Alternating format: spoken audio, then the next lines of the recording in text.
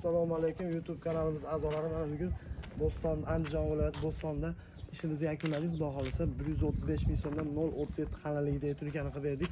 Jami kvadrat 84 kvadrat ob'yomimiz mana videosini ko'rib olasiz. 11 million 400 ming so'mga bo'lgan ishlarimiz. Chiroyli holatda oq, mokri, tillarang aralashmasida bo'ldi. Shapkalarimiz eni 90 chiqqan edi. Bu tarafi 70 chiqqan, ikki xil shapka edi. 20 sm raziyasi bor edi. Bu shapkamiz uzunligi 16 metr, ichkari dorixonamiz bor. Dorixonani ham videoga olasiz. Dorixona yuradi.